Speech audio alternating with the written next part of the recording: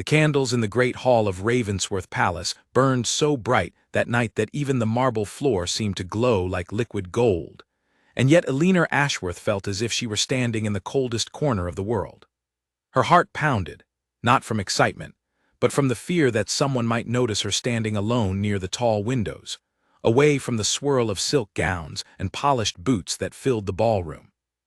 She had been dragged to this event by her Aunt Margaret, who had one single goal burned into her mind: to see Eleanor married before the year was over. Eleanor pressed her gloved hands together and looked toward the dance floor, where couples spun beneath the crystal chandeliers, as if the entire world existed only for this one night. She did not belong here, not really. Her family had once held a respectable name, but years of quiet misfortune had left them with just enough status to receive an invitation, and not nearly enough wealth to compete with the daughters of earls and dukes who filled the room like peacocks displaying their finest feathers. She caught her own reflection in the tall glass window beside her, and for a moment she almost did not recognize herself. Her gown was pale blue, simple compared to the elaborate designs worn by other women, but it suited her. Her dark hair was pinned neatly, with only a single strand escaping to rest against her cheek. She looked calm on the outside, though inside, her thoughts spun faster than the dancers before her. "You cannot hide in the corner all evening," came a familiar voice, and Eleanor turned to see her aunt approaching, her sharp eyes scanning the room as if hunting for prey. "There are at least 3 eligible gentlemen who have not yet been introduced to you, and I intend to fix that before the night is through." "Aunt Margaret, please," Eleanor whispered, glancing around to make sure no one had overheard. "I am perfectly content watching from here." "Content," her aunt repeated, as though the word tasted bitter. "You are 22 years old, my dear. Contentment will not fill your table or keep a roof above your head. You must think of your future." Eleanor lowered her eyes, not because she agreed, but because arguing with her aunt in public was a battle she could never win. She had heard this speech more times than she could count, and each time it left the same hollow feeling in her chest. She did not dislike the idea of marriage. She simply refused to believe that love could be arranged like a business transaction, bartered over tea and polite conversation about family fortunes. Across the room, near the grand staircase, stood a man who seemed to belong to an entirely different world than everyone else in the hall. Duke Alexander Hawthorne stood tall in his dark blue coat, his expression unreadable, his eyes distant even as 3 young women fluttered around him like moths circling a flame. He nodded politely at whatever they said, but his mind was clearly somewhere else entirely. Alexander had attended more balls than he could remember, and each one felt more tiring than the last. He was expected to smile, to dance, to charm, to flatter, and to eventually choose a bride who would please his family, strengthen his estate, and satisfy the endless whispers of the court. Yet every woman who approached him seemed to want the same thing: his title, his fortune, his name. None of them seemed interested in him, the man beneath the coat and the crown-given rank. "You look as though you would rather be facing a firing squad than standing in this ballroom," said a voice beside him, and Alexander turned to see his closest friend, Henry Whitmore, grinning with the kind of amusement only a true friend could offer without consequence. "I would take the firing squad," Alexander muttered, forcing a small smile. "At least it would be over quickly." Henry laughed, low and genuine. "Come now, it cannot be that terrible. You are the most sought-after man in the entire kingdom tonight. Half the mothers in this room are already planning wedding menus in their heads." "That is precisely the problem," Alexander said, his voice quieter now, more honest. "I am tired of being sought after for what I have, rather than who I am." Henry studied his friend for a moment, his teasing expression softening into something more thoughtful. "Then perhaps tonight, you should stop looking at who is looking at you, and instead look for someone who is not looking at all." Alexander frowned slightly at the strange advice, but before he could respond, his gaze drifted across the crowded room, past the swirling dancers, past the glittering jewels and powdered wigs, until it landed, almost by accident, on a young woman standing quietly near the window. She was not dancing. She was not surrounded by admirers. She was simply watching the room with an expression of calm curiosity, as though she found more interest in observing others than in being observed herself. There was something different about her stillness, something that stood out among all the movement and noise like a single quiet note in the middle of a loud symphony. Alexander could not explain why his eyes lingered on her for longer than they should have. She was pretty, certainly, but the ballroom was filled with pretty women. It was something else, something in the way she held herself, unaware of being watched, unaware that a duke's attention had settled upon her like a soft, unexpected weight. "Who is that?" Alexander asked, his voice low. Henry followed his gaze and squinted slightly. "The one by the window. I believe that is Miss Eleanor Ashworth. Her family is respectable, though not particularly wealthy. She rarely attends these events, if I recall correctly." "She looks as though she would rather be anywhere else," Alexander said, and there was no mockery in his voice, only a strange kind of recognition, as though he understood exactly how she felt. "Perhaps she would," Henry replied with a shrug. "Not everyone dreams of dancing with dukes, you know." Alexander said nothing, but his eyes remained on her a moment longer before duty called him away to greet another arriving family. Yet even as he bowed and smiled and exchanged polite words with strangers, his thoughts kept drifting back to the quiet young woman by the window, and he found himself wondering what she was thinking, what she found so interesting in a room full of people who barely noticed her at all. Eleanor, unaware of the attention she had drawn, continued watching the dancers with quiet fascination.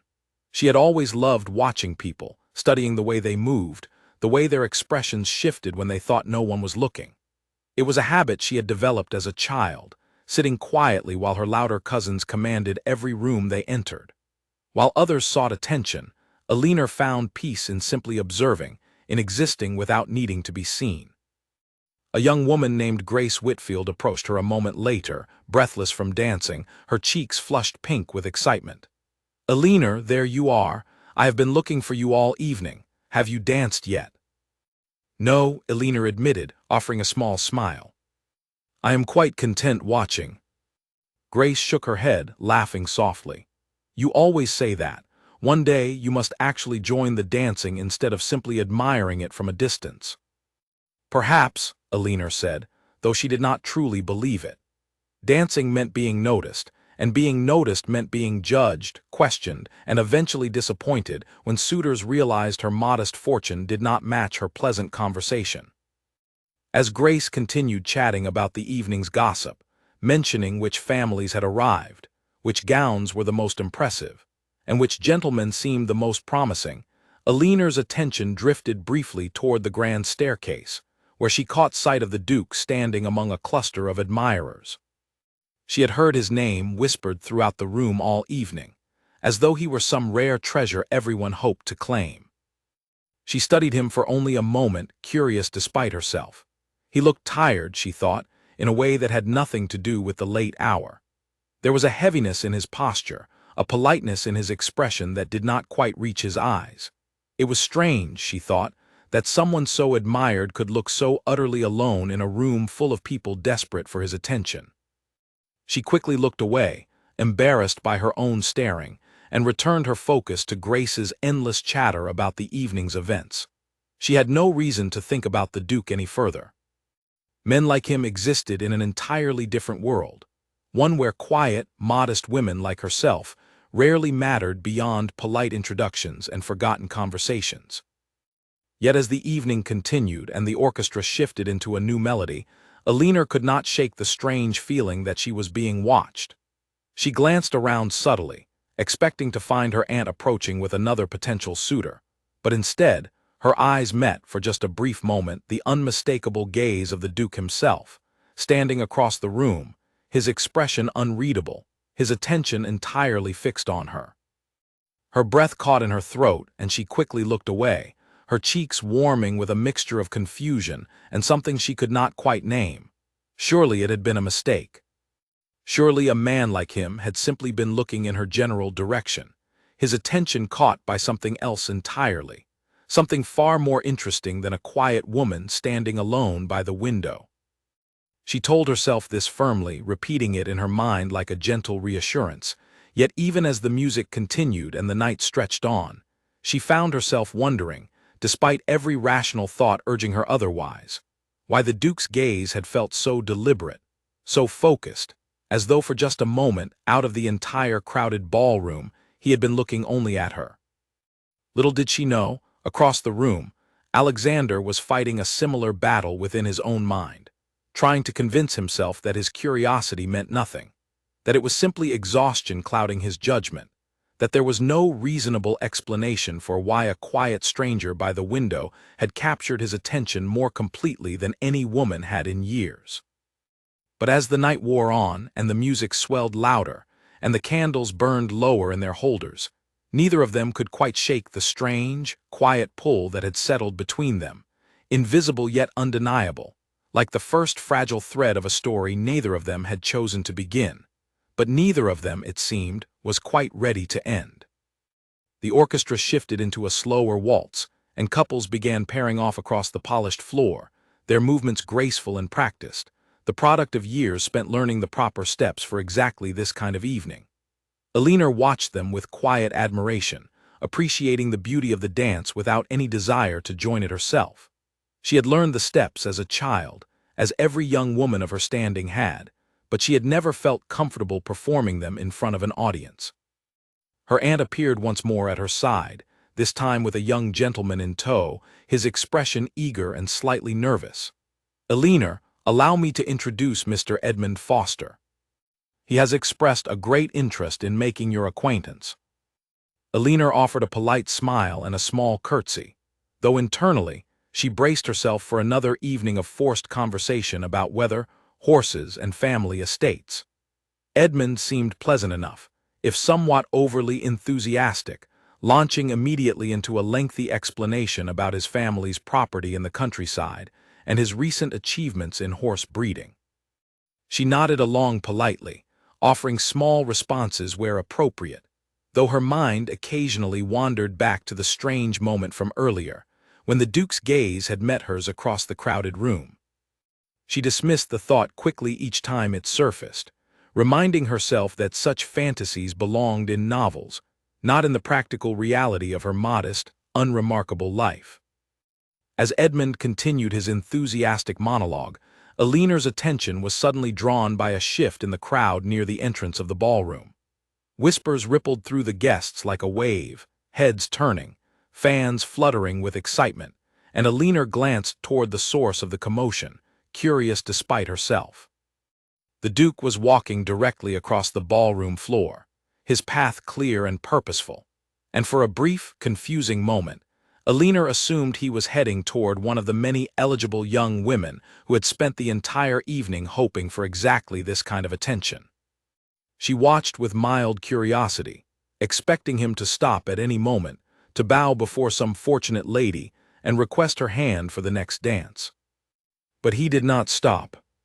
He continued walking, his expression calm yet determined, his eyes fixed on something ahead of him with an intensity that seemed to silence the surrounding chatter. The whispers grew louder, more confused, as guests turned to follow his path, trying to understand exactly where the Duke of Ravensworth was headed with such unwavering focus. Alina felt a strange tightening in her chest as she realized, with growing disbelief, that his path led directly toward her. Edmund's voice faded into the background, his words becoming meaningless noise as Alina's heart began to race. Surely this was a mistake. Surely he was walking toward someone standing near her, someone more suitable, more accomplished, more worthy of a duke's attention.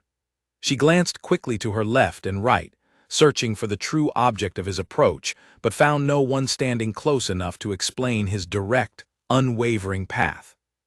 The crowd parted slightly as he approached, and within moments, Duke Alexander Hawthorne stood directly before her, his tall figure blocking out the rest of the room, his dark eyes focused entirely on her face with an intensity that made her breath catch in her throat. "Miss Ashworth," he said, his voice calm and steady, though Alina thought she detected the faintest hint of nervousness beneath his composed exterior. "Would you do me the honor of this dance?" The entire ballroom seemed to hold its breath. Alina stood frozen for a moment, her mind racing to process what was happening. Surely this was some strange dream, some trick of her imagination brought on by exhaustion and the overwhelming noise of the evening. She glanced quickly at Edmund, whose expression had shifted from eager enthusiasm to stunned confusion, and then at her aunt, whose eyes had widened so dramatically that Elinor feared she might faint from shock. "Your Grace," Elinor managed to say, her voice barely above a whisper, "I believe there may be some misunderstanding." Alexander offered a small, gentle smile, one that seemed genuine despite the hundreds of eyes now watching their exchange. "There is no misunderstanding, Miss Ashworth. I would very much like to dance with you if you are willing." Elinor's mind raced through a dozen possible responses, each one more uncertain than the last. Every instinct told her this was impossible, that a man of his standing had no reasonable purpose in seeking out a quiet, unremarkable woman like herself, especially when the entire room was filled with far more suitable candidates eager for exactly this kind of attention. Yet something in his expression, some quiet sincerity that seemed to exist beneath the formal politeness expected of him, convinced her that this was not some cruel joke or careless mistake. Slowly, hesitantly, she extended her hand. "I would be honored, Your Grace," she said softly. A quiet murmur swept through the crowd as Alexander gently took her hand and led her toward the center of the dance floor, the other couples parting to allow them space, their curious eyes following every movement with barely concealed fascination. Elinor felt as though the entire world had narrowed down to this single moment, the warmth of his hand against hers, the steady rhythm of the music beginning to swell around them, and the strange, unfamiliar sensation of being seen, truly seen, for the first time in longer than she could remember. As the orchestra began the opening notes of the waltz, and Alexander guided her into the first graceful steps, Elinor could not help but wonder what had led this quiet, uncertain evening to such an unexpected, extraordinary turn, and whether the strange fluttering in her chest was simply nervousness, or something far more dangerous and far more wonderful than she had ever allowed herself to imagine. The music carried them forward, step by step, and Elinor found herself surprised by how naturally her feet remembered the movements she had practiced so long ago and rarely used since. Alexander led with quiet confidence, his hand steady at her waist, his eyes never straying from her face even as dozens of onlookers watched their every move with open curiosity. She could feel the weight of their stares, yet strangely, it did not frighten her as she expected it would. Something about the calm certainty in his expression made the rest of the room fade into a distant blur. "You dance very well, Miss Ashworth," Alexander said after a moment, his voice low enough that only she could hear it over the swell of the orchestra. "I have had very little practice, Your Grace," Elinor admitted honestly. "I am afraid you may be disappointed if you expected skill." "I expected nothing," he replied, and there was something almost amused in his tone. "Which is precisely why I find myself pleasantly surprised." Elinor felt her cheeks warm, though she kept her expression composed, unwilling to let the entire ballroom witness whatever nervousness might show on her face. "Forgive me for asking so plainly, Your Grace, but I confess I do not understand why you chose to ask me. There are many women here far more accomplished, far more suited to dance with a man of your standing." Alexander considered her words for a moment before answering. "Perhaps that is exactly why I chose you. Every other woman in this room has spent the evening trying very hard to be noticed. You were the only one who was not." "Perhaps I simply did not wish to be noticed," Elinor said, a small, honest smile touching her lips. "And yet here you are," he said, "being noticed by every single person in this hall." Elinor laughed softly, an unguarded sound that seemed to surprise even her, and for a brief moment she forgot entirely about the watching crowd, about her aunt's scheming plans, about Edmund Foster's abandoned conversation, about everything except the steady rhythm of the dance and the quiet, thoughtful man guiding her through it. They continued in comfortable silence for a few measures, and Elinor studied him carefully, trying to understand what had drawn this powerful, admired man to a quiet corner of the ballroom where she had hoped to remain invisible. His face, up close, seemed less guarded than it had from across the room. There was tiredness in his eyes, yes, but also something gentler, something that seemed almost relieved, as though dancing with her had lifted a weight he had been carrying all evening without anyone noticing. "May I ask you something, Miss Ashworth?" Alexander said eventually. "Of course." "What were you thinking, standing by that window? You looked as though your mind was somewhere far away from this room." Elinor considered the question carefully, unsure how much honesty was appropriate for a conversation with a duke she had known for only a few minutes. "I suppose I was thinking that everyone here seems to be playing a role," she said finally. "Smiling when they do not feel like smiling, laughing when nothing is truly funny, also they might be seen in the right light by the right people. I find it exhausting to watch, let alone participate in." Alexander's steps faltered for just a moment, a flicker of surprise crossing his expression before he composed himself again. "That is precisely how I feel every single time I attend one of these events," he said quietly. "I did not expect to hear someone else say it so plainly." "Perhaps that is why you noticed me," Elinor said, echoing his earlier words back to him with a small, knowing smile. "Because I was the only one not playing the role you have grown so tired of watching." For a long moment, Alexander said nothing, simply studying her face with an intensity that made Elinor's heart beat faster, though she could not tell whether it was from nervousness or something entirely different.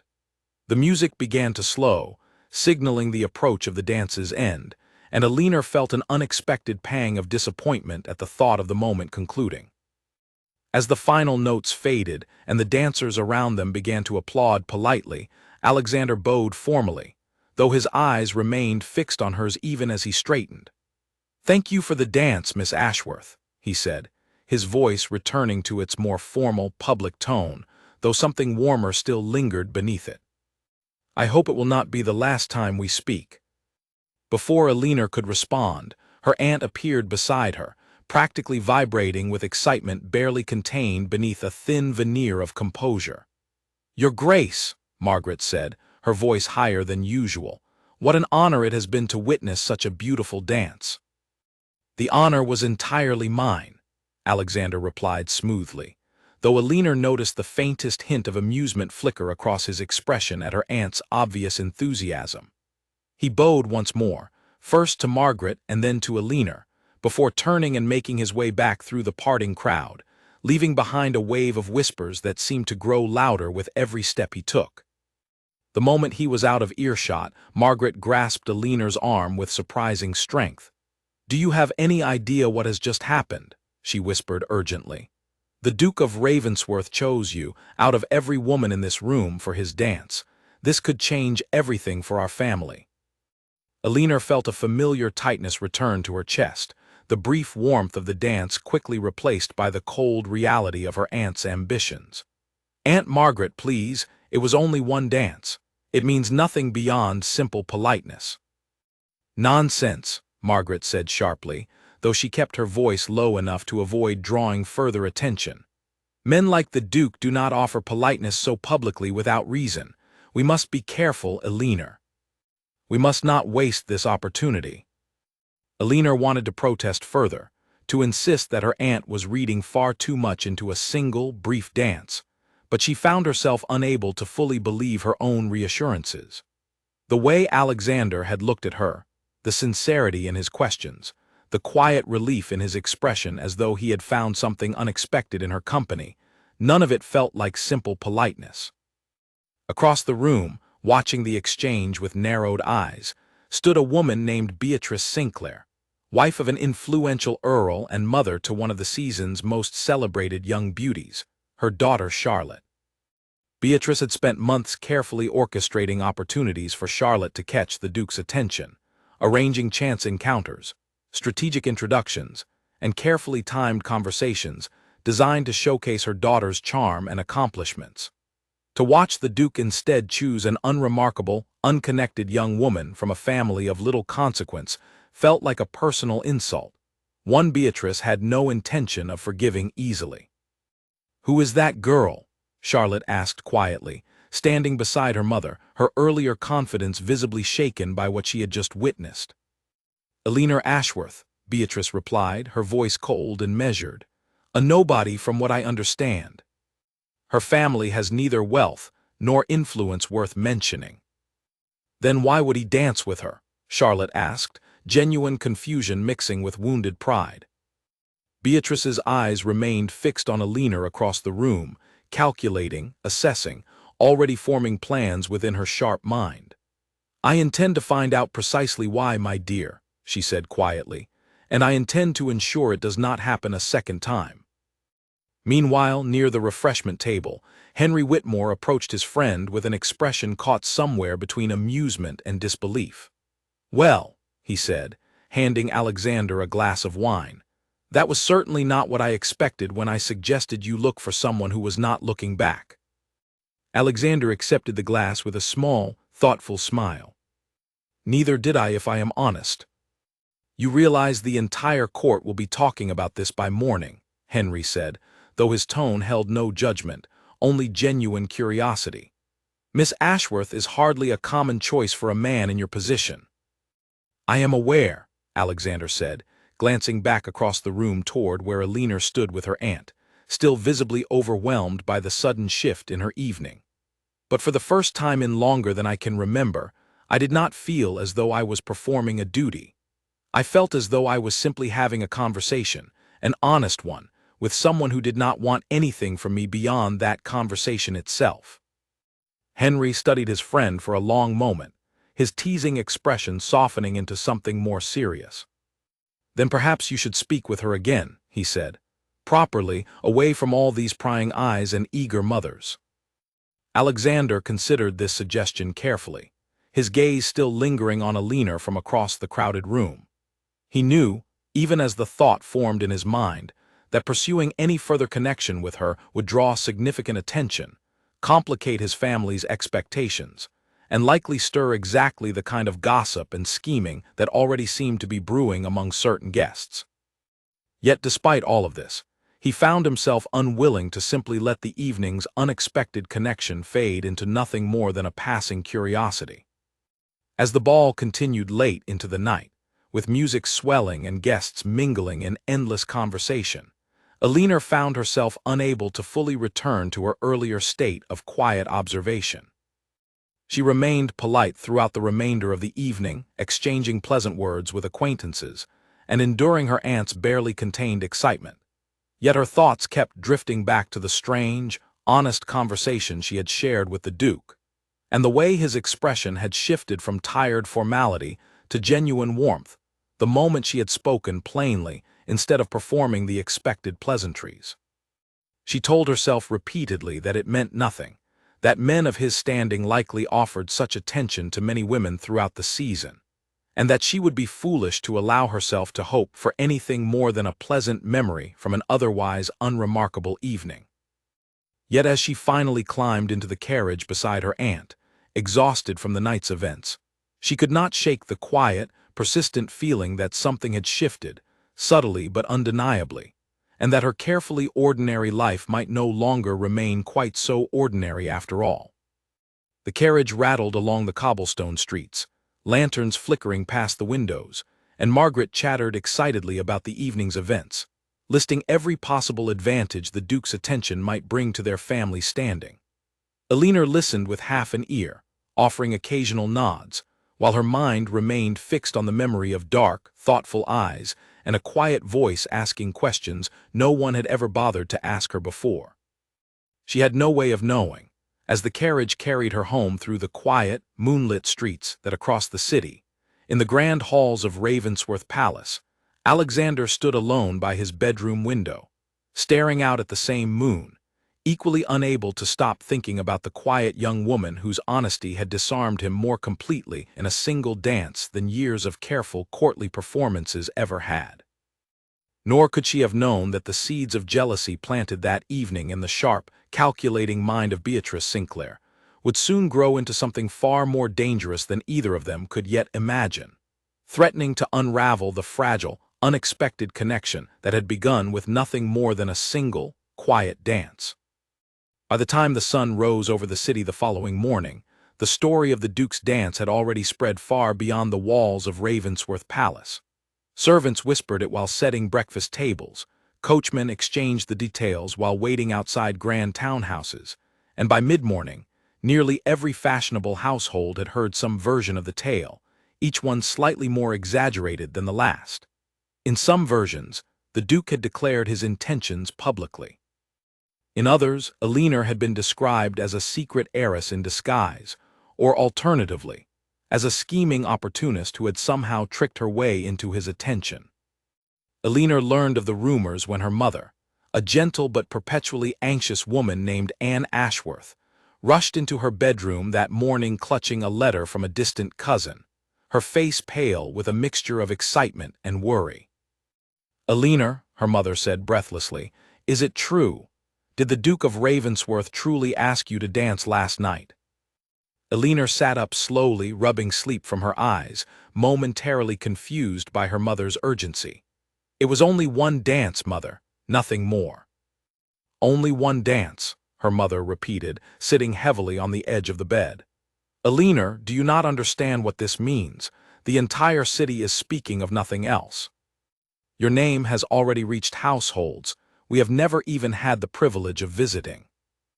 Elinor felt a familiar unease settle in her stomach, the same feeling she had experienced the previous night when her aunt had first grasped the significance of the Duke's attention. She had hoped, foolishly perhaps, that the excitement would fade quickly, that the ball would be forgotten within a few days as court gossip typically was, replaced by some newer scandal or more interesting development. Instead, it seemed her quiet, ordinary life had been thrust suddenly and irreversibly into the center of public attention. "It was simply a dance, Mother," Elinor repeated, though even as she said it, she found herself uncertain whether she truly believed her own words. The Duke was likely being polite, nothing more. Her mother studied her carefully, a knowing expression crossing her tired features.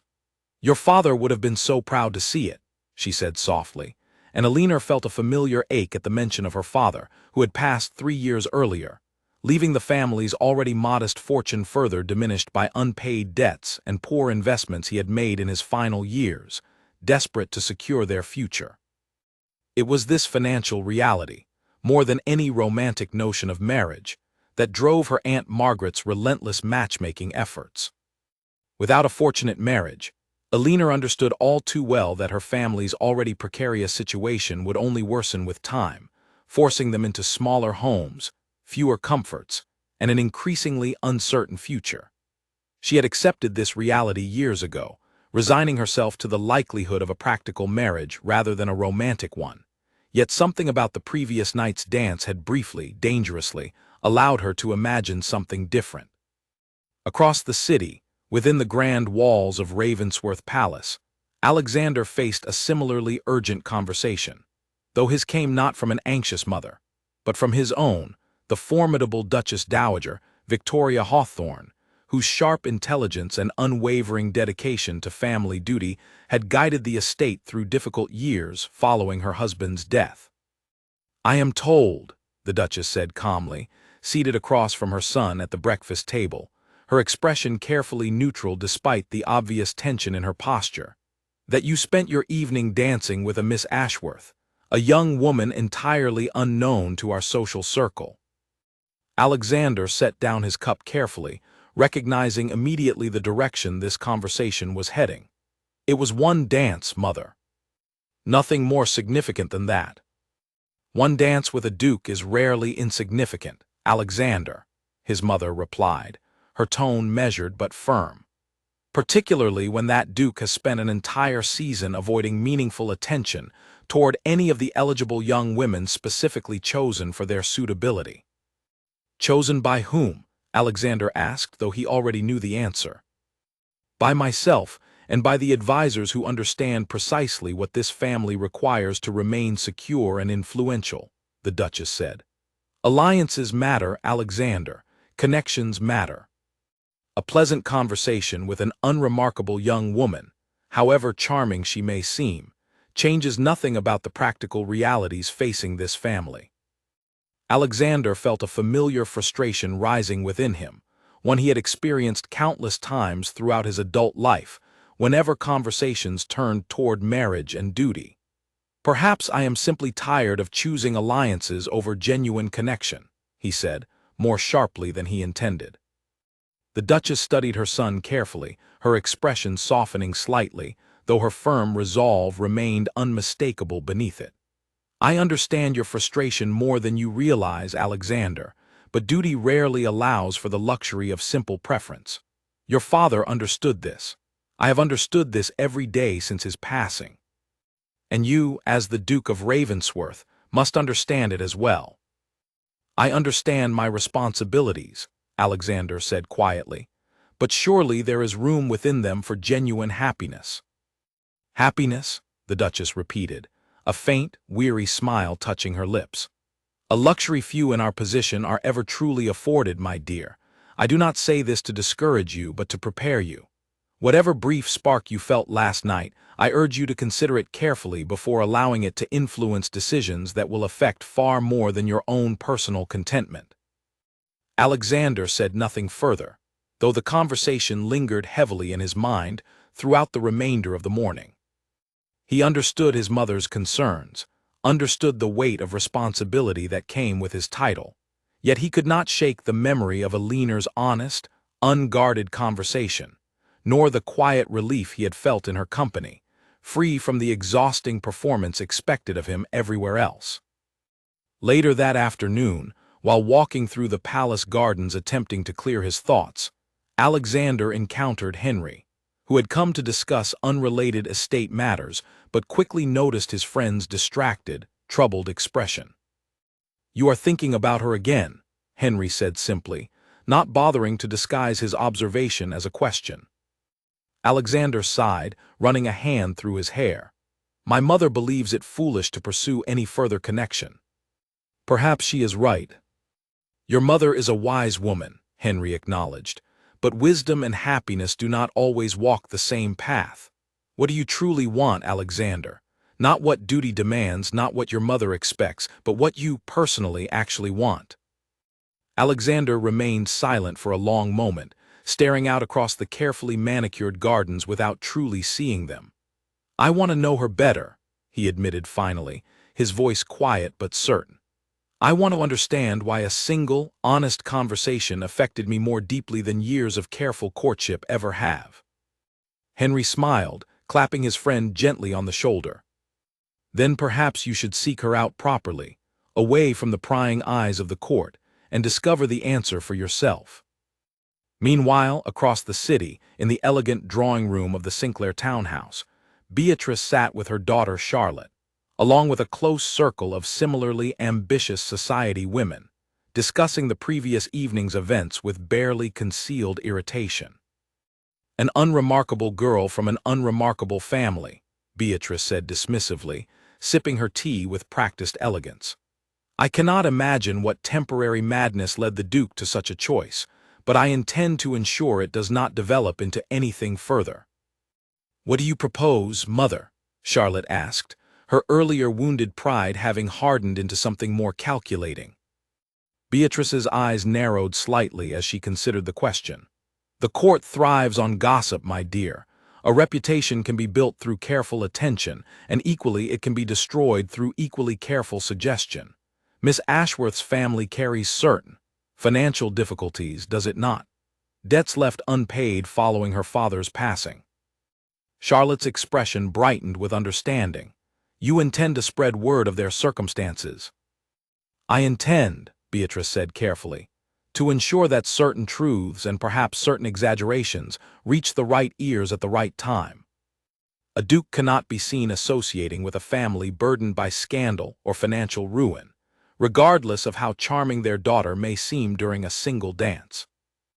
One of the other women present, a sharp-tongued widow named Lucy Preston, leaned forward with evident interest. "I have heard whispers already that Miss Ashworth's father left significant debts behind. It would not take much encouragement for such whispers to grow into something far more damaging." Beatrice smiled thinly, satisfaction evident in her expression. Then let us ensure those whispers grow exactly as needed.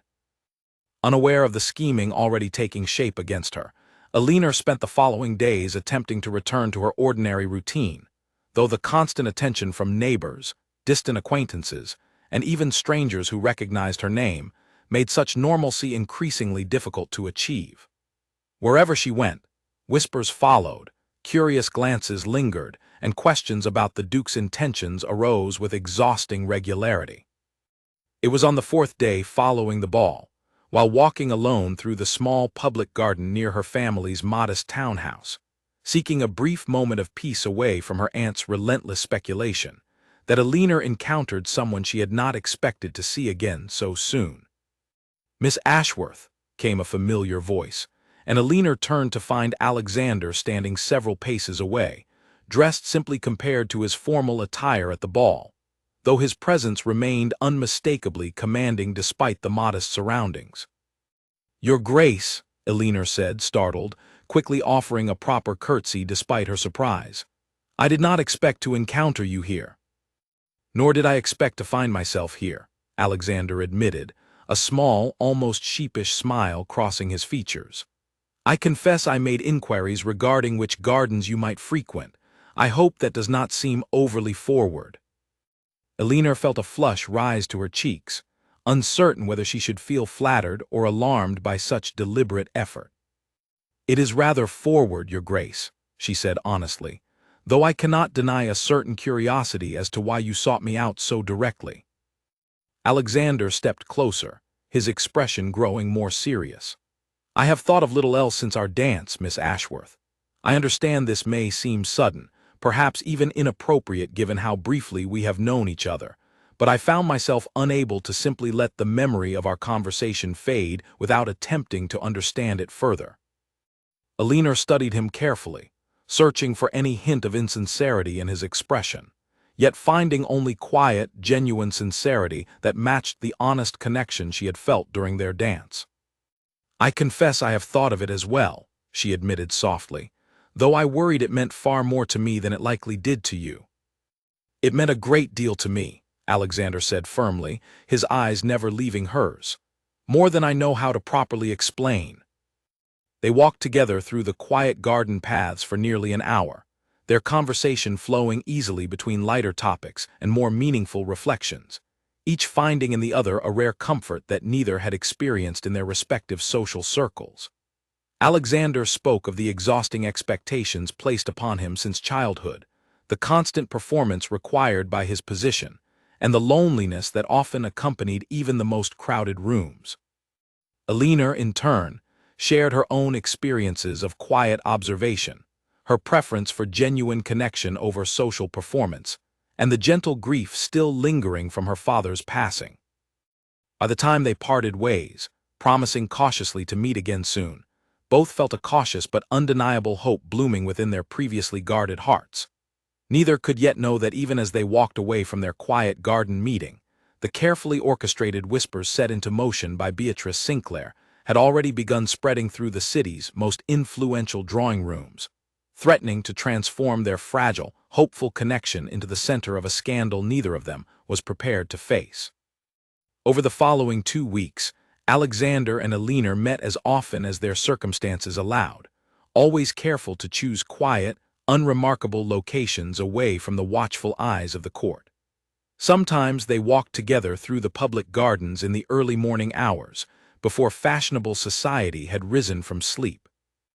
Other times, Alexander arranged for Alina to visit the palace library under the guise of research for her aunt's charitable committee, allowing them stolen hours of quiet conversation among the towering shelves of books. Their connection deepened with each meeting, built not on grand romantic gestures, but on small, genuine moments of understanding. Alexander found himself sharing thoughts he had never voiced to anyone, not even Henry, his closest friend since childhood. He spoke of his father's death, of the sudden weight of responsibility that had settled upon his shoulders far too young, and of the constant fear that he would somehow fail the legacy expected of him. Alina listened with quiet patience, offering gentle insight rather than empty reassurance, and in turn shared her own fears, her worries for her family's financial security, and the quiet ache of watching her mother grow more anxious with each passing month. Neither sought to fix the other's burdens, but simply to understand them, and in that understanding, both found a comfort neither had experienced before. "You never ask me for anything," Alexander observed one afternoon, as they sat together on a stone bench overlooking a small pond within the palace's private gardens, hidden from the more frequently visited public areas. "Every conversation I have had with other women eventually turns toward what I can offer them. Titles, wealth, status. You have never once asked." Elinor considered this for a moment, watching a pair of swans glide peacefully across the water. "I suppose I have never known how to want things I do not believe I deserve," she admitted honestly. "It seemed simpler to appreciate what already exists rather than hope for what likely never will." "And what do you believe you deserve, Elinor?" Alexander asked softly, using her given name for the first time, the intimacy of it settling comfortably between them. She turned to look at him, surprised by the directness of his question, yet finding herself unable to look away from the genuine curiosity in his expression. "I have never truly considered it," she said honestly. "I have spent so long simply trying not to be a burden to my family that I rarely allow myself to imagine anything beyond that." Alexander reached over gently, taking her hand in his touch warm and steady. "You deserve far more than you allow yourself to imagine, Elinor. That much I am certain of." The quiet sincerity in his voice sent a warmth through her chest unlike anything she had experienced before. And for the first time since her father's passing, Elinor allowed herself the dangerous luxury of hope, imagining a future she had never dared consider possible. Yet even as their bond deepened in the quiet privacy of stolen afternoons, the whispers set into motion by Beatrice Sinclair continued spreading steadily through the city's fashionable drawing rooms, growing more elaborate and more damaging with each retelling. What had begun as simple mentions of the Ashworth family's financial difficulties had, within days, transformed into more pointed suggestions that Elinor herself had deliberately orchestrated the entire situation, positioning herself carefully to attract the Duke's attention despite having no genuine feelings for him beyond calculated ambition. Elinor first became aware of the rumors when Grace visited her one afternoon, her usually cheerful expression clouded with obvious concern. "Elinor, I must speak with you about something," Grace said carefully, settling into the chair across from her friend in the modest Ashworth sitting room. "There are rumors circulating, unpleasant ones, regarding your family's circumstances and your intentions toward the Duke." Elinor felt a familiar unease settle in her stomach. What sort of rumors? Grace hesitated, clearly uncomfortable with the task before her. "Some say your father left behind debts far greater than commonly known, and that your aunt has been actively scheming to secure the Duke's attention as a means of resolving your family's financial ruin. Others suggest you deliberately positioned yourself to be noticed that evening, knowing full well the Duke's reputation for avoiding calculated attention." "That is not true," Elinor said, her voice sharper than she intended, though the sting of the accusation left her genuinely shaken. "I did nothing of the sort. I did not even wish to attend that ball." "I believe you," Grace said gently, reaching over to take her friend's hand reassuringly. "But you must understand how quickly such rumors can spread, and how difficult they can be to correct once they take root within fashionable society." Elinor sat in stunned silence for several long moments, processing the unfairness of accusations built entirely upon exaggeration and cruel speculation. She had done nothing beyond accepting a single dance, and later, allowing herself the fragile hope of genuine connection. Yet already, it seemed, that simple honesty was being twisted into something calculating and dishonorable. "Who would spread such things?" Elinor asked quietly, though even as she voiced the question, a suspicion began forming within her mind. Grace hesitated again before answering. "I have heard mention of Lady Sinclair's involvement, though I cannot confirm it with certainty. Her daughter Charlotte was widely expected to receive the Duke's attention this season, and I imagine the sudden shift toward you was not received favorably within their household." Alina closed her eyes briefly, the pieces falling into place with unfortunate clarity. She had noticed the sharp, calculating gaze of Lady Sinclair watching her from across the ballroom that night, though she had dismissed it at the time as simple curiosity rather than the beginning of a deliberate campaign against her. That evening, when Alexander arrived for their planned meeting within the palace gardens, Alina found herself unable to hide her distress, the weight of the day's revelations still heavy upon her. "Alina, what has happened?" Alexander asked immediately, noticing the troubled expression she could not quite conceal. She hesitated, uncertain whether voicing the rumors would only give them further power, yet finding herself unable to carry the burden alone. Slowly, she explained what Grace had told her, watching Alexander's expression shift from confusion to quiet, controlled anger as she spoke. "This is unacceptable," he said firmly once she finished. "I will not allow such baseless accusations to continue unchallenged." "Alexander, please," Alina said, placing a gentle hand on his arm. "I do not wish for you to create further scandal by addressing this too directly. It may only draw further attention to circumstances better left forgotten." "I cannot simply ignore cruelty directed at you, Alina," Alexander said, his jaw tight with restrained frustration. "Especially cruelty built upon lies." "I understand your frustration," Alina said softly, "but please, allow me to consider how best to address this before you take any action that might complicate things further for both of us." Alexander studied her for a long moment, clearly torn between his desire to protect her and his respect for her wishes. Finally, he nodded reluctantly. "Very well, but know that I will not allow this to continue indefinitely. Your reputation and your happiness matter far too much to me to remain silent forever." Despite the troubling development, their bond only seemed to strengthen in the face of adversity, each finding renewed determination to protect what had grown between them. Yet as the days continued, the rumors persisted, whispered behind fans at social gatherings, discussed over tea in fashionable drawing rooms, and gradually reaching ears far beyond the immediate circle of gossiping women who had first spread them. Edmund Foster, still nursing wounded pride from his abandoned conversation the night of the ball, found himself particularly receptive to the rumors circulating about Alina's supposed manipulation. Having hoped for his own successful courtship prior to the Duke's sudden interruption, he allowed his disappointment to fuel resentment, contributing additional unflattering speculation whenever the topic arose among his acquaintances. Meanwhile, within the grand halls of Ravensworth Palace, the Duchess Dowager found herself increasingly concerned by the persistent gossip surrounding her son's growing attachment.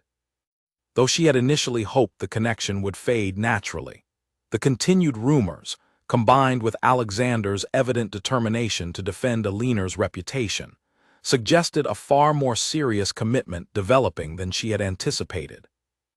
"You must consider carefully what you are risking, Alexander," the Duchess warned one evening, finding her son once again distracted and distant during their evening meal. "Rumors of this nature, regardless of their accuracy, can permanently damage reputations, yours as well as hers." "Then perhaps the solution is not to abandon her, but to address the rumors directly and put an end to them," Alexander replied firmly. "And how do you propose doing that without further inflaming the very speculation you hope to silence?" his mother asked pointedly. Alexander had no immediate answer, though the question lingered heavily in his mind throughout the following days. He understood the delicate balance required, the careful navigation necessary to protect Alina's reputation without drawing further unwanted attention to their growing relationship. Yet with each passing day, the rumors seemed to grow bolder, more elaborate, and increasingly difficult to ignore. It was during a particularly crowded social gathering, hosted by a respected member of the court, that the tension finally reached its breaking point. Alina, attending reluctantly at her aunt's insistence, found herself surrounded by whispered conversations that fell suddenly silent whenever she approached, replaced by knowing glances and poorly concealed smirks. The isolation she felt within the crowded room was unlike anything she had experienced before, far worse than her earlier invisibility, for now she was seen, but only through the distorted lens of cruel speculation.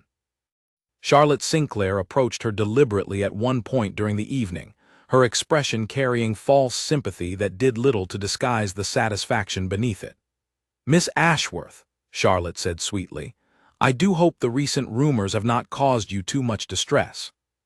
Society can be so cruel sometimes, particularly toward those attempting to rise above their natural circumstances." Elinor felt anger flare within her, though she maintained careful composure, unwilling to give Charlotte the satisfaction of an emotional reaction. "I appreciate your concern, Miss Sinclair," she replied evenly, "though I find it curious how quickly and specifically such rumors developed, almost as though someone had taken particular care in crafting them." Charlotte's smile faltered slightly, though she recovered quickly. "I am sure I do not know what you mean." "I am sure you do not," Elinor replied, her tone polite but firm, before excusing herself and walking away, leaving Charlotte visibly unsettled by the unexpected confidence of her response. As the evening continued, Elinor found herself increasingly desperate for a quiet moment away from the crowded room's suffocating tension. She eventually retreated to a small balcony overlooking the gardens, grateful for the cool night air and momentary solitude, unaware that Alexander, having noticed her distress from across the room, had followed shortly after, determined to offer whatever comfort he could provide despite the risks such a public gesture might carry. "Elinor," he said softly, stepping onto the balcony and closing the door gently behind him to preserve what little privacy remained, "I saw what happened with Miss Sinclair." Elinor turned to face him, her composed expression finally breaking to reveal the exhaustion and hurt she had been carefully hiding all evening. "I am growing tired of pretending these rumors do not affect me, Alexander. I did nothing wrong, yet I am treated as though I have committed some terrible offense simply by existing in a space I was never meant to occupy." Alexander crossed the balcony quickly, taking her hands in his without hesitation. "You have done nothing wrong," he said firmly. "The fault lies entirely with those spreading cruel falsehoods out of jealousy and wounded pride. I should have addressed this sooner, regardless of the consequences." "I do not want you to sacrifice your own standing for my sake," Elinor said, though her voice trembled slightly with the effort of maintaining her composure. "I could not bear to be the cause of further damage to your family's reputation." "Elinor," Alexander said gently, lifting her chin so their eyes met directly, "you are not a burden to be managed or a scandal to be avoided. You are the first genuine, honest connection I have experienced in years, and I refuse to let baseless gossip destroy that simply because addressing it might prove inconvenient." Tears welled in Elinor's eyes, though she blinked them back quickly, unwilling to allow her emotions full expression in such a public setting, however private the balcony currently felt. "I am frightened, Alexander," she admitted quietly. "Frightened of losing something I have only just begun to allow myself to hope for."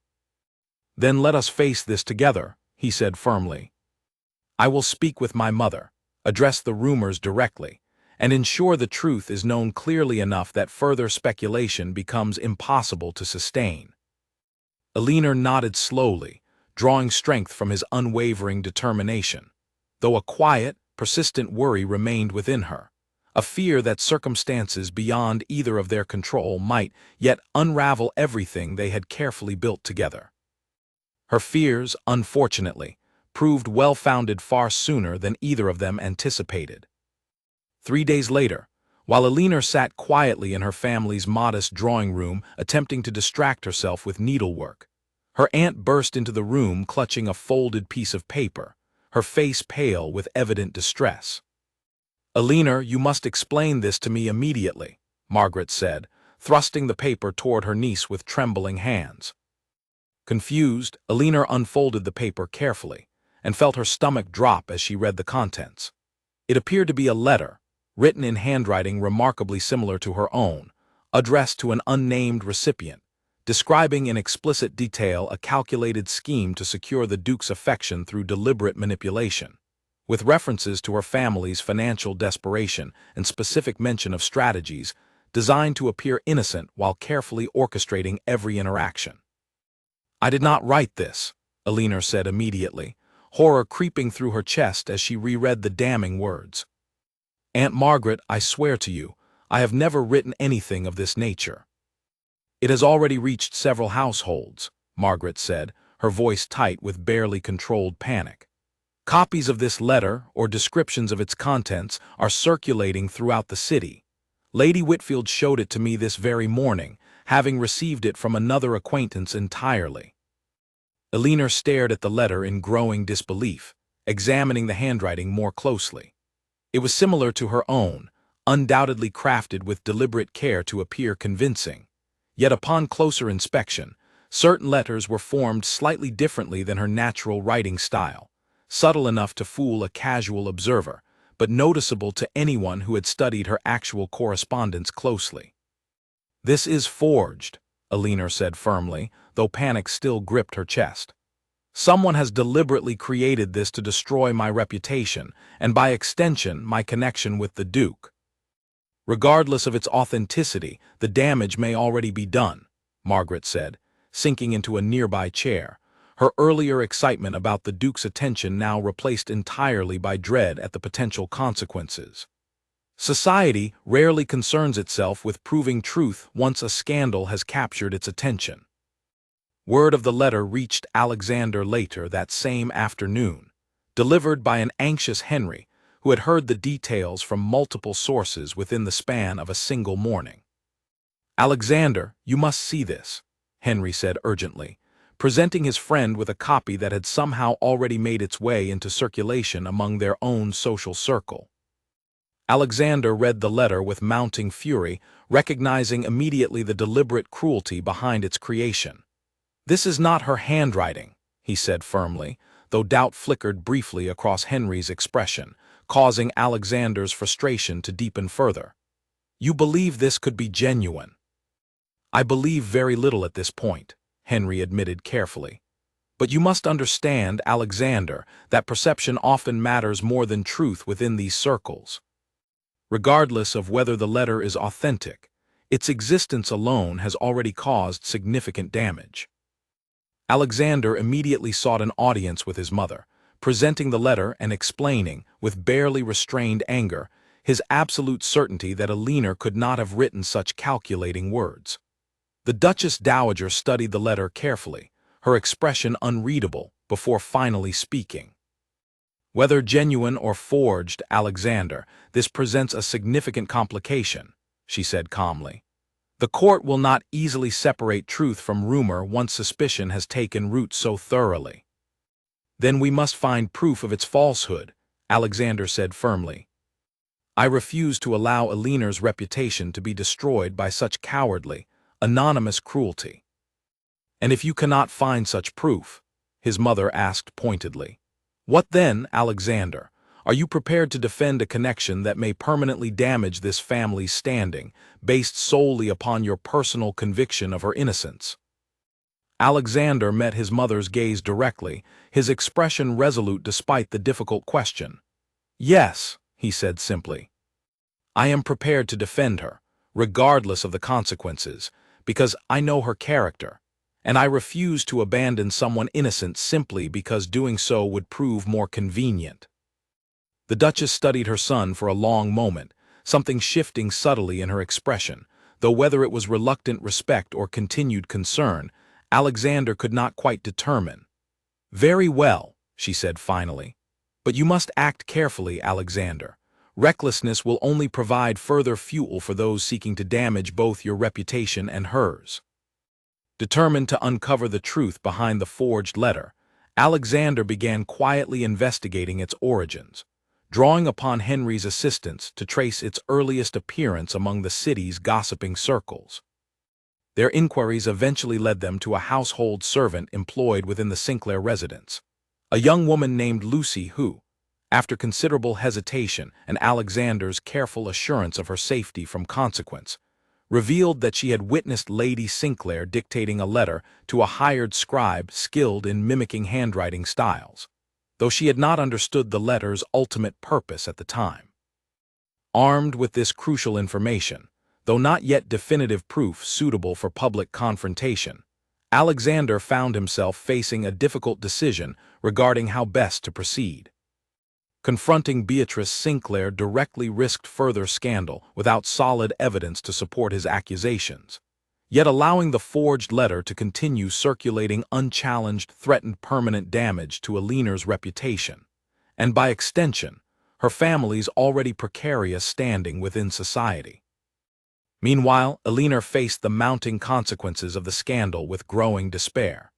Invitations to social gatherings, previously extended out of curiosity regarding her connection with the Duke, began quietly disappearing.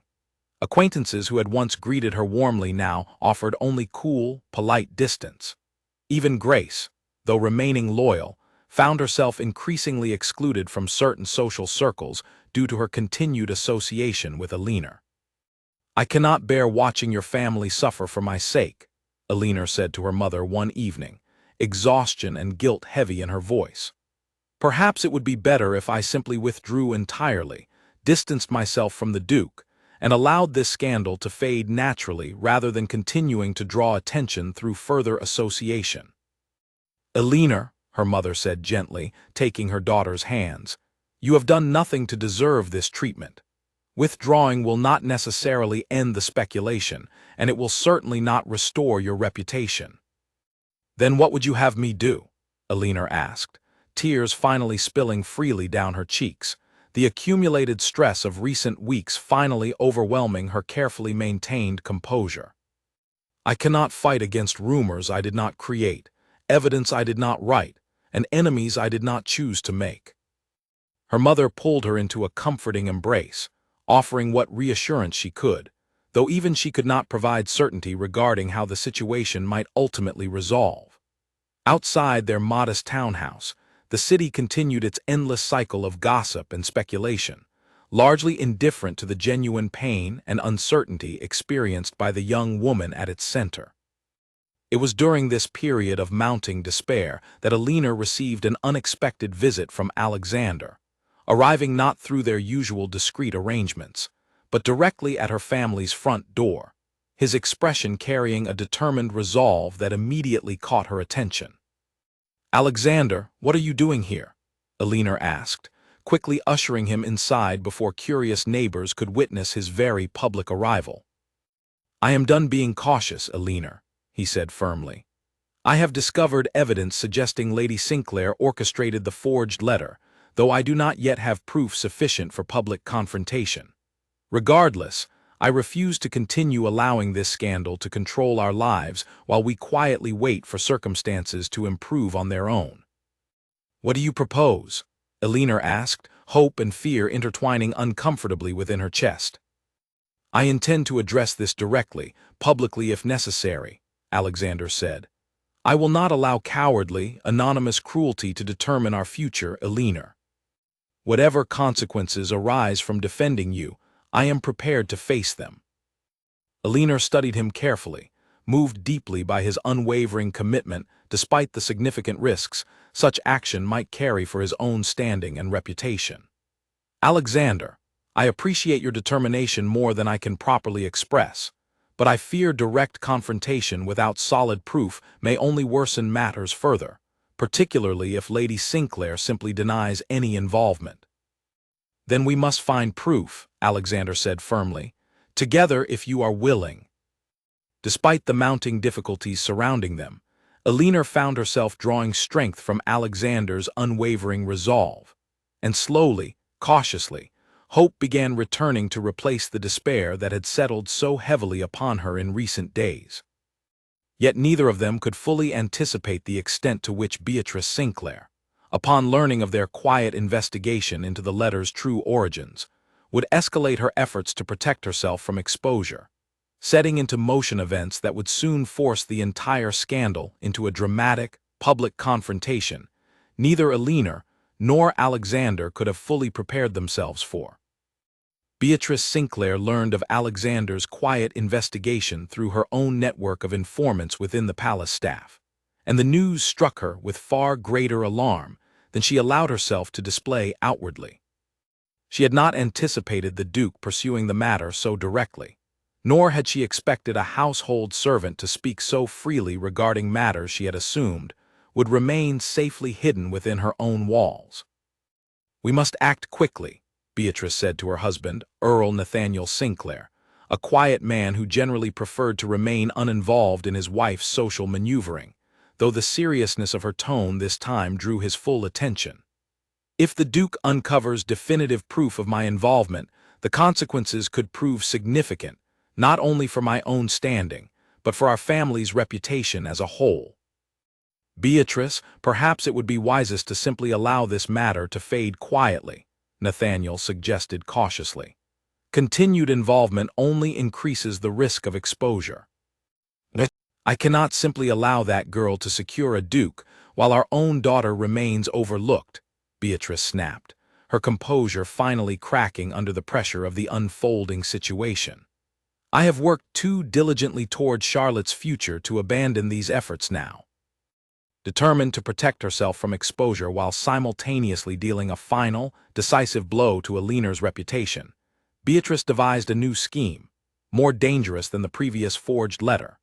She arranged, through careful bribery and manipulation, for the servant Lucy to be dismissed from her position under false accusations of theft, effectively silencing the young woman's testimony through fear of further consequence should she attempt to speak further truth regarding the letter's true origins. Simultaneously, Beatrice began circulating a new rumor, more damaging than the first, suggesting that Alina had not only fabricated her innocent demeanor to attract the Duke's attention, but had also engaged in inappropriate, secret meetings with him prior to any public courtship being properly established. A suggestion that, if believed, would irreparably damage Alina's reputation beyond any hope of recovery within respectable society. This new rumor reached Alexander's mother before it reached Alexander himself, arriving through a concerned acquaintance who felt obligated to warn the Duchess Dowager of the increasingly serious accusations circulating regarding her son's connection with Alina. "Alexander," the Duchess said gravely, summoning her son for an urgent conversation the moment she learned of the new rumors, "this situation has grown far more serious than either of us anticipated. Accusations of secret, improper meetings, if believed, will not simply damage Miss Ashworth's reputation. They will damage yours as well, and by extension, the reputation of this entire family." "These accusations are false," Alexander said firmly, though a flicker of genuine concern crossed his expression, aware of how easily perception could overshadow truth within their carefully judgmental social circles. "False or not, Alexander, perception has already begun shifting against you both," his mother said.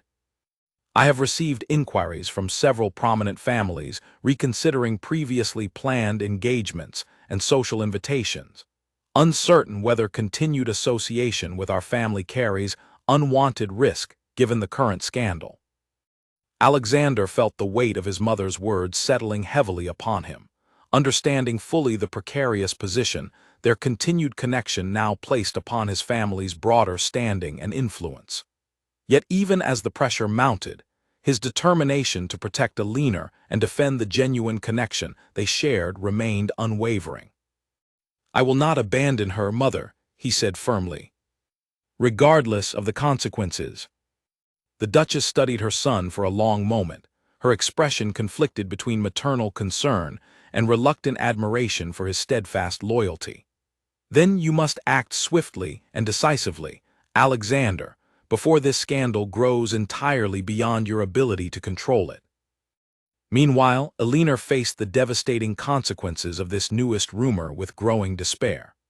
The accusation of secret, improper meetings, though false in its implications, contained enough truth regarding their private garden conversations to make outright denial difficult without revealing additional details that might only further complicate matters. She found herself trapped between protecting the genuine, private moments she had shared with Alexander and desperately needing to defend her reputation against increasingly damaging accusations. Her aunt, previously so enthusiastic about the potential advantages of the Duke's attention, now found herself equally overwhelmed by anxiety regarding the mounting scandal. Alina, Perhaps it would be wisest to end this connection entirely, Margaret suggested one evening, her earlier ambitions replaced by genuine fear for her niece's future prospects. The longer this continues, the more difficult it will become to salvage your reputation, regardless of the connection's eventual outcome. I cannot simply abandon what has grown between us, Elinor said, though exhaustion and uncertainty weighed heavily in her voice. Not without understanding first who is responsible for these cruel fabrications and why. Sometimes, Elinor, survival requires sacrifice, regardless of fairness, Margaret said gently though firmly. I do not say this to discourage your feelings, but to protect your future, and the future of this entire family. Elinor found herself increasingly torn, understanding her aunt's practical concerns while simultaneously refusing to believe that abandoning her genuine connection with Alexander represented the only path toward protecting her family's reputation. Yet the mounting pressure, combined with her own uncertainty regarding how to properly defend herself against such carefully orchestrated accusations, left her feeling increasingly trapped and helpless.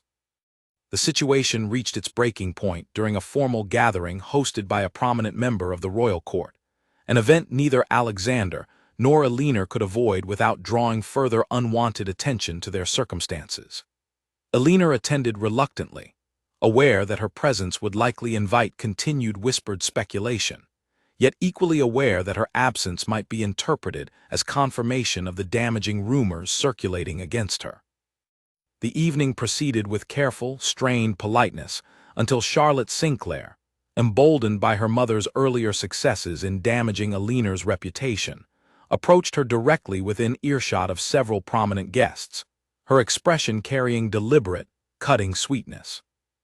Miss Ashworth, Charlotte said loudly enough to draw nearby attention, I do hope the rumors regarding your secret meetings with the Duke are simply that, rumors and nothing more. Such behavior, if true, would certainly reflect poorly upon your family's already questionable reputation. Elinor felt anger and humiliation rising within her, acutely aware of the numerous eyes now turning toward their exchange, eager for further scandalous entertainment. I have done nothing improper, Miss Sinclair, she said, maintaining careful composure despite the mounting tension.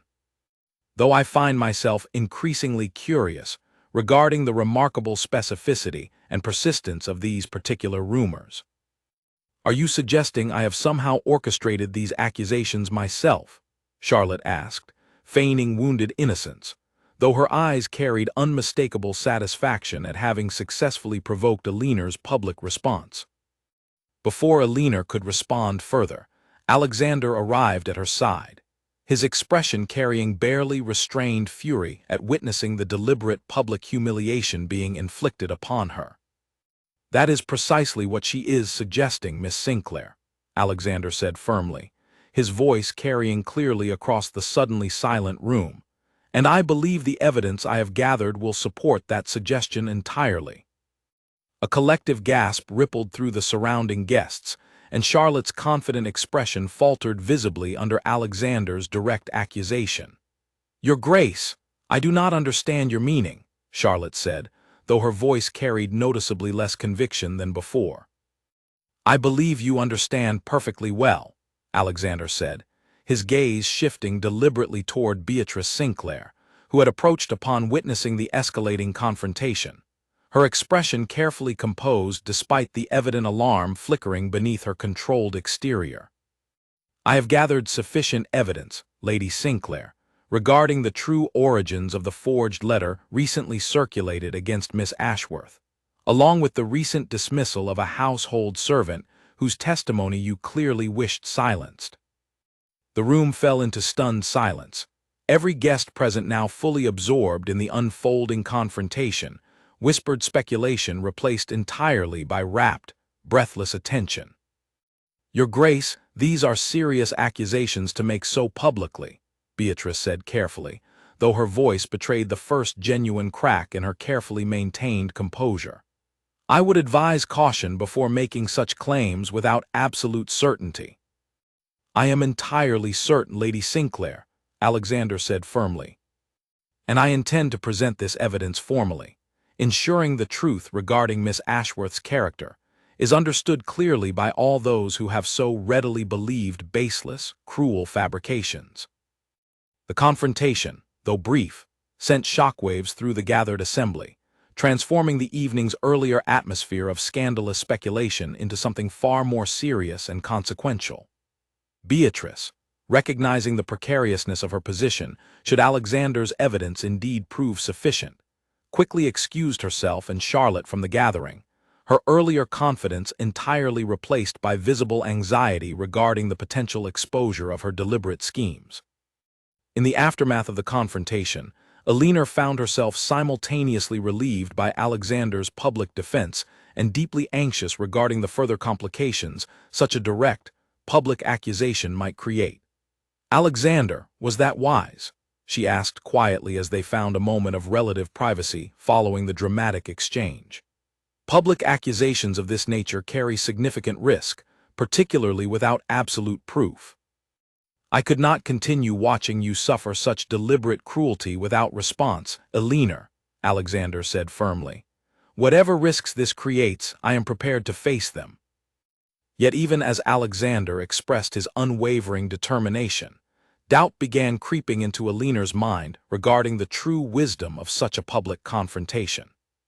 She understood his motivations, appreciated deeply his willingness to defend her, yet she could not shake a persistent worry that the scandal, now escalated into open, public conflict, might prove even more difficult to resolve than the quiet rumors it had previously existed as. Her fears proved justified sooner than she anticipated. Within days, the public confrontation became the primary subject of discussion throughout the city, with opinions sharply divided regarding the truthfulness of Alexander's accusations and the ultimate character of both Elinor and Beatrice Sinclair. While some expressed sympathy toward Elinor, recognizing the likely truth behind Alexander's claims, others viewed the entire situation as further evidence of scandalous behavior, unfitting for a woman hoping to secure such an advantageous connection. More troubling still, the Duchess Dowager, upon learning of her son's dramatic public confrontation, expressed serious concern regarding the escalating consequences such open conflict might bring upon their family's broader standing and political alliances. "Alexander, you have now created open conflict with an influential family, based upon evidence not yet formally proven," she said gravely. "Regardless of the truth behind these accusations, you must understand the significant risk such actions carry." "I understand the risk, Mother," Alexander said firmly, "but I refuse to remain silent while cruelty and deception go unchallenged." Despite his unwavering conviction, the following days brought increasing pressure from multiple directions. Advisors expressed concern regarding potential political consequences resulting from open conflict with the Sinclair family. Prominent members of court, uncertain how to properly navigate the increasingly public scandal, began quietly distancing themselves from both families involved, uncertain which side ultimately held the stronger claim to truth and honor. Amid this mounting chaos, Elinor found herself increasingly isolated, uncertain whether her continued connection with Alexander was ultimately protecting or further damaging both their reputations. The persistent doubt, combined with the mounting exhaustion of enduring weeks of public scrutiny and cruel speculation, eventually led her to a difficult, painful decision that neither Alexander nor anyone else close to her fully anticipated. "I believe," Elinor said quietly one evening, as she and Alexander met within the palace gardens for what would prove to be an unexpectedly significant conversation, "that perhaps the wisest course of action, for both our sakes, would be to step back from this connection until the scandal has fully resolved itself, one way or another." Alexander stared at her, visible shock and hurt crossing his features. "Elinor, surely you do not mean that." "I do not wish to cause you further harm, Alexander," Elinor said, her voice trembling despite her attempt at composure. "Your family's standing, your political alliances, your entire future, all of it grows increasingly complicated because of our connection. I cannot bear the thought of being the reason your legacy suffers lasting damage." "And what of your own happiness, Elinor?" Alexander asked, his voice carrying both frustration and genuine pain. Are you truly willing to sacrifice what we have built together simply to avoid further complication? Alina hesitated, tears welling in her eyes as she struggled to reconcile her genuine feelings with her fear of causing lasting harm to the man she had grown to care for so deeply. I do not know what else to do, Alexander, she admitted softly. I am frightened, exhausted, and increasingly uncertain whether our connection can survive the weight of everything working against it. The conversation left both of them emotionally shaken, their previously unwavering bond now clouded by uncertainty and painful doubt. Alexander, though desperate to convince Alina otherwise, found himself equally uncertain how to proceed, torn between his genuine feelings and the mounting practical concerns raised repeatedly by his mother and advisors. As they parted that evening, neither entirely certain of their connection's future, the carefully orchestrated schemes of Beatrice Sinclair had achieved precisely what she had hoped for, driving a painful wedge between two people whose genuine, honest connection had, until recently, seemed strong enough to withstand any obstacle placed before it. In the days following their painful conversation, Alexander threw himself into resolving the situation with renewed determination, refusing to accept that the connection he and Alina shared should end simply because circumstances had grown difficult. Working closely with Henry, he continued pursuing definitive proof of Beatrice Sinclair's involvement in the forged letter, eventually locating Lucy, the dismissed servant, who, upon learning that her former employer's schemes had grown even more damaging in her absence, agreed to provide formal, written testimony regarding what she had witnessed, provided her safety and future employment could be properly secured. Armed with Lucy's detailed account, along with a careful comparison of the forged letter's handwriting against samples obtained from the scribe Lucy identified as having created it, Alexander finally possessed evidence substantial enough to present formally before those members of court, whose opinions carried the greatest influence over prevailing social perception. He requested an audience with several prominent families, including representatives of the royal household itself, presenting his gathered evidence with careful, methodical precision.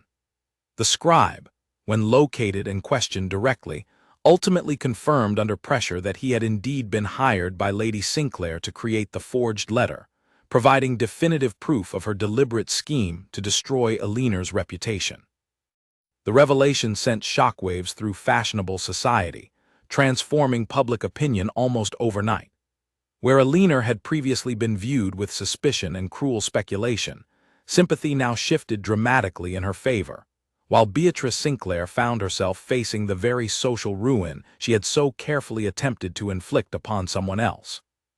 Families who had previously distanced themselves from any association with the Sinclairs now openly criticized their deceptive behavior, while others expressed genuine admiration for Alina's quiet dignity throughout the entire ordeal. Yet even as the truth emerged and public opinion shifted decisively in her favor, Alina remained uncertain how to properly navigate the aftermath, particularly given the painful distance that had grown between herself and Alexander since their difficult conversation in the palace gardens. She had not spoken with him directly since that evening, uncertain whether her earlier decision to step back had caused irreparable damage to their once promising connection.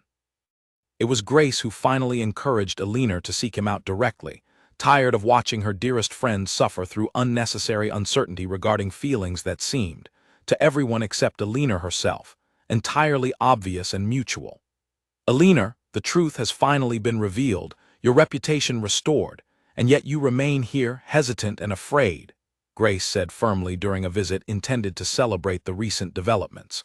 What exactly are you waiting for? I fear I may have hurt him too deeply through my earlier doubt, Alina admitted quietly. I fear he may no longer wish to pursue a connection I so carelessly suggested ending. You will never know unless you speak with him directly, Grace said gently. Alina, you have spent your entire life avoiding attention, avoiding risk, quietly observing rather than participating. Perhaps it is time, finally, to take that risk, regardless of the uncertainty it carries. Grace's words lingered heavily within Alina's mind throughout the following days, gradually strengthening her resolve until she finally decided, with trembling but determined conviction, to seek Alexander out directly and properly address the painful uncertainty that had settled between them. She arrived at the palace unannounced, an unusual and bold action for someone typically so cautious regarding social propriety, requesting an audience with the Duke, despite the surprised, curious glances of palace staff, unaccustomed to such direct visits from unmarried young women. Alexander, informed of her unexpected arrival, met her within the same private garden where they had shared so many of their earlier, meaningful conversations, his expression carrying a complicated mixture of hope and cautious uncertainty. "Alina," he said, his voice quiet but carrying unmistakable relief at seeing her, "I did not expect you to come. I could not continue allowing uncertainty and fear to determine the course of something I have come to value so deeply," Alina said, her voice steady despite the nervousness evident in her expression. "Alexander, I am sorry for suggesting we step back. I allowed fear to overshadow what I genuinely feel, and I regret the pain that decision likely caused you." Alexander studied her carefully, searching her expression for any lingering doubt before finally allowing himself the cautious hope that had remained carefully guarded since their painful conversation. "I understand your fear, Alina," he said gently. "The pressure you faced was immense, and I do not fault you for momentarily doubting whether our connection was worth the difficulty it created. But I do believe it is worth the difficulty," Alina said firmly, stepping closer to him. "I believe, now more than ever, having witnessed the truth finally emerge, and the cruel schemes against us properly exposed, that what exists between us deserves to be protected, regardless of whatever future obstacles we might yet encounter." Alexander felt a warmth spreading through his chest at her words, the earlier uncertainty and pain finally giving way to renewed hope and determination. "Then let us face those future obstacles together, Alina," he said softly, reaching for her hands. "I do not wish to simply defend our connection when threatened. I wish to build a future together, openly and without fear of what others might say or think." Alina felt tears welling in her eyes, though this time, they carried joy rather than the exhaustion and fear that had characterized so many of her recent emotional moments. "I would like that very much, Alexander," she said softly. Their reconciliation, however, still required addressing the practical complications that remained, including the concerns his mother had raised regarding political alliances and family expectations, along with the continued need to properly resolve the consequences facing the Sinclair family following the exposure of their deliberate deception. The following week, Alexander formally addressed his mother regarding his firm intention to continue pursuing his connection with Alina, regardless of any political considerations she might raise. "Mother, I understand your concerns regarding advantageous alliances and family expectations," he said calmly but firmly during their conversation.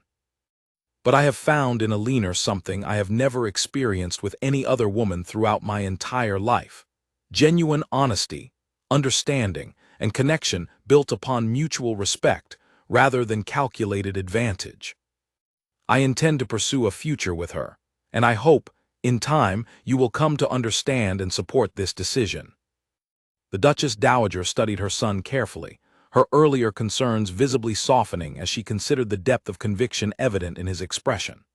"I have watched you defend her reputation with unwavering determination, Alexander, even when doing so created significant risk and complication for yourself and this family," she said slowly. "I confess, I have come to respect the strength of character such loyalty demonstrates, both in you and evidently in Miss Ashworth herself." "Then you approve?" Alexander asked, cautious hope evident in his voice. "I approve of your happiness, Alexander," his mother said, a rare, genuine smile touching her features. "And if Miss Ashworth can bring you the genuine contentment I have watched grow within you these past weeks, then I believe she deserves every opportunity to become a proper part of this family's future." Meanwhile, the consequences facing Beatrice Sinclair proved significant and swift. with definitive proof of her deliberate deception now widely known throughout court. Her family's social standing suffered considerable damage, invitations to prominent gatherings dwindling rapidly as previously friendly acquaintances distanced themselves from any association with such scandalous behavior. Charlotte, though not directly responsible for her mother's schemes, found her own marriage prospects significantly diminished as a result of the scandal, a bitter consequence of ambitions that had ultimately proven far more damaging than beneficial. Eleanor, despite everything she had endured throughout the ordeal, found herself surprisingly without lingering resentment toward Charlotte, understanding that much of her rival's behavior had stemmed from her mother's relentless ambition rather than genuine malice. When the two women encountered each other briefly during a subsequent social gathering, Eleanor offered a small, genuine nod of acknowledgement rather than the cold dismissal many might have expected given the circumstances. "I do not wish for further conflict between us, Miss Sinclair," Eleanor said quietly.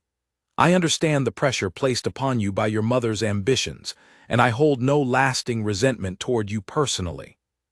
Charlotte, visibly surprised by such genuine grace despite everything that had occurred, offered a hesitant, grateful nod in return. "Thank you, Miss Ashworth. I confess, I did not expect such kindness given recent events." "Kindness costs little, and cruelty accomplishes even less," Eleanor replied simply, before continuing on her way, leaving Charlotte to consider the quiet wisdom behind such a simple, genuine statement.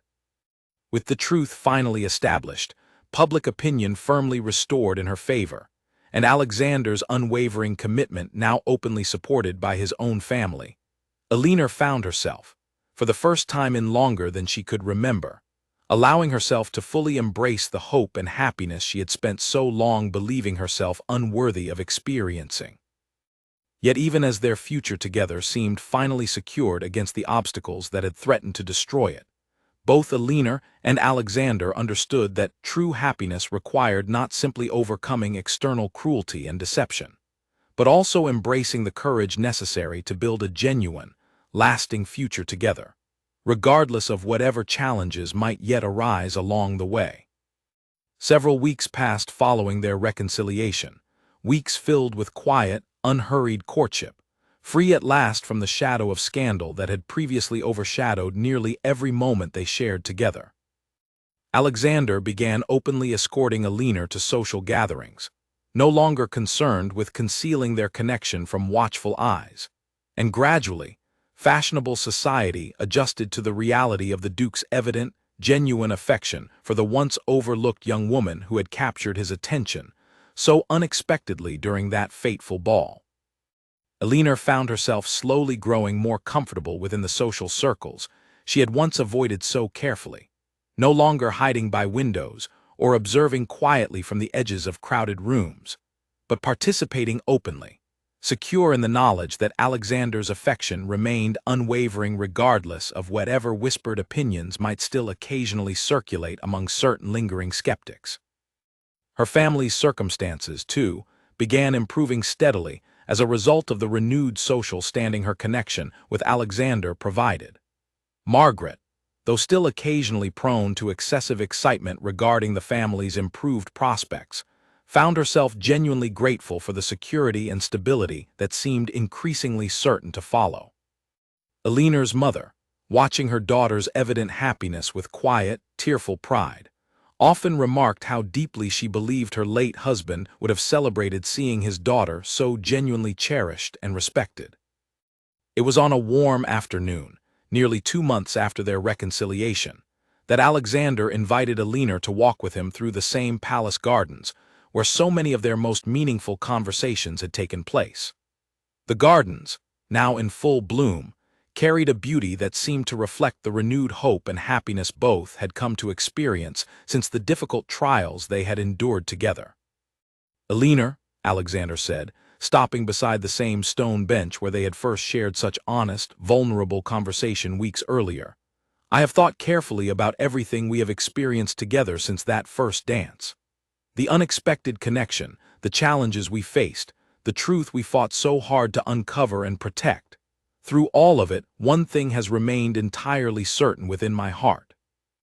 Alina watched him carefully, her heart beginning to race as she recognized the seriousness settling into his expression. "And what is that, Alexander?" Slowly, deliberately, Alexander lowered himself onto one knee before her, producing a small, elegant ring from within his coat pocket, its simple design reflecting exactly the genuine, unpretentious character that had first drawn him to her all those weeks ago.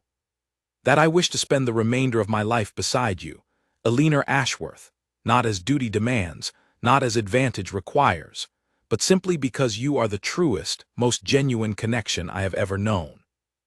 Will you do me the honor of becoming my wife?"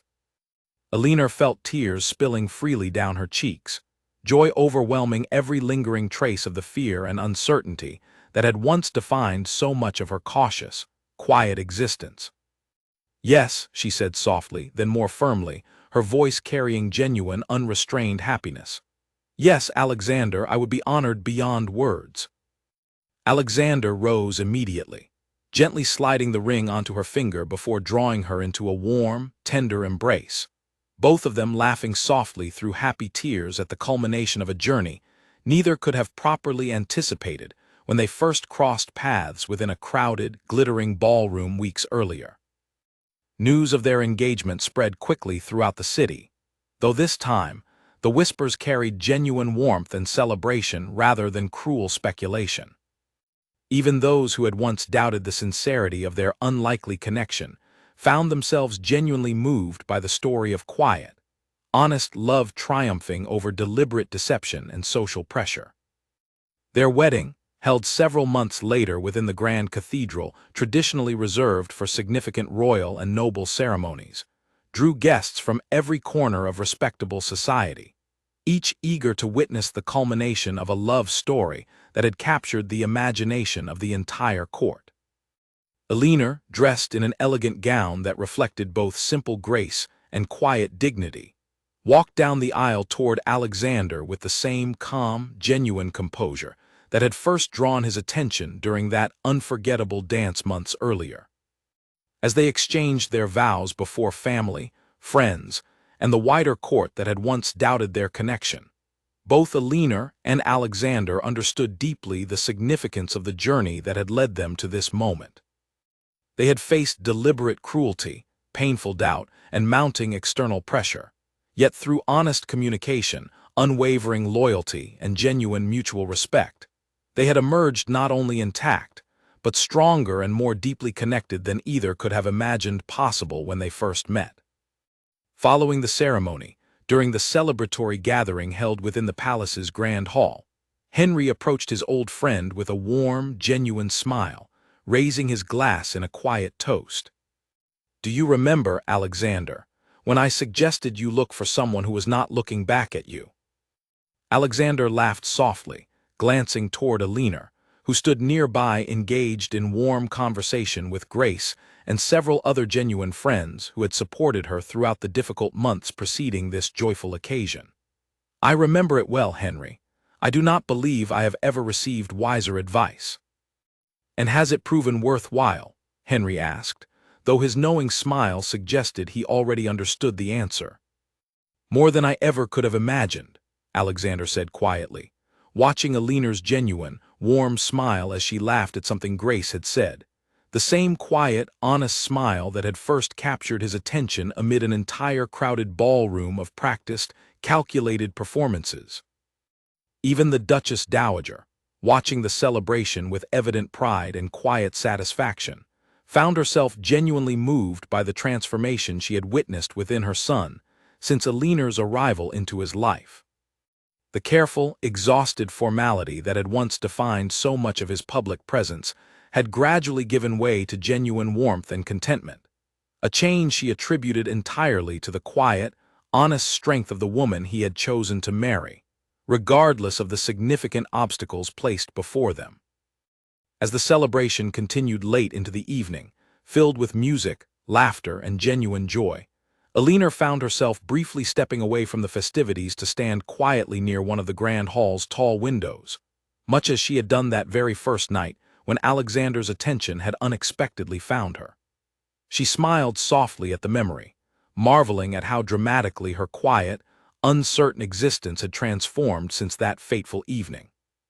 Alexander soon joined her, slipping his hand gently into hers as they both gazed out at the moonlit gardens beyond the window, the same gardens where so many of their most meaningful moments together had taken place. "Any regrets, Duchess Hawthorne?" he asked softly, using her new title for the very first time, warmth evident in his voice. Elinor turned to him, her expression carrying the same calm, genuine contentment that had first drawn his attention amid an entire crowded court. "None whatsoever," she said softly. "I once believed happiness such as this existed only within novels, reserved for characters far more remarkable than myself.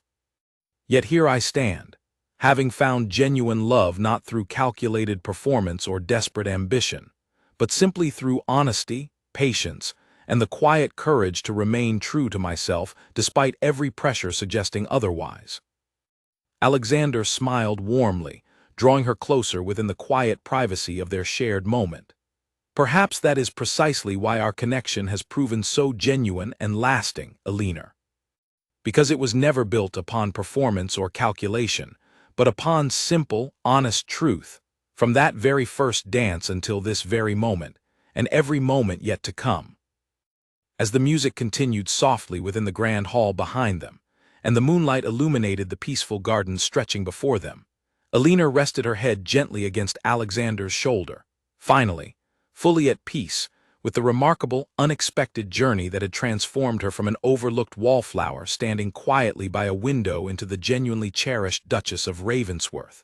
Her quiet smile, once unnoticed by an entire glittering court, now forever cherished by the one man who had truly seen her from the very beginning.